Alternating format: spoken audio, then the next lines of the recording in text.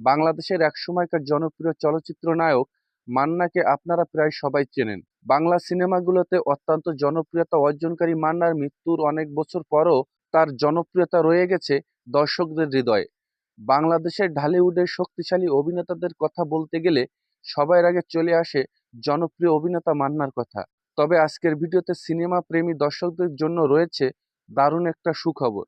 কারণ বাবার পথে হাঁটতে চলেছে মান্নার ছেলে সিয়াম।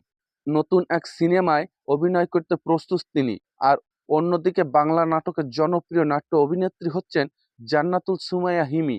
হিমির ছোটবেলা থেকেই ছিল নাচ গান এবং অভিনয়ের প্রতি আগ্রহ। হিমি মিস ওয়ার্ল্ড প্রতিযোগিতায় অংশগ্রহণ করেছিলেন, সেখান থেকেই তার পরিচিতি বাড়তে থাকে।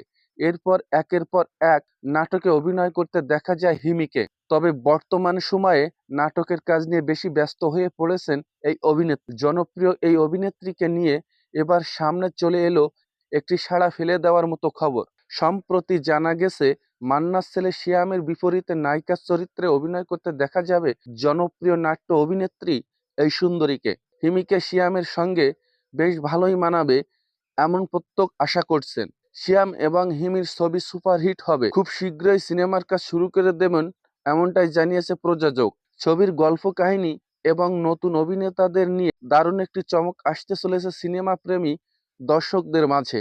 তো এই বিষয়টি নিয়ে আপনাদের কি মতামত রয়েছে এবং আপনারা কে কে মান্নার ছেলে সিয়ামকে বড় পর্দায় দেখতে চান তা অবশ্যই কমেন্ট করে জানাবেন। আর আপনি আমাদের চ্যানেলে নতুন দর্শক হলে চ্যানেলটি অবশ্যই সাবস্ক্রাইব করে পাশে থাক। ধন্যবাদ।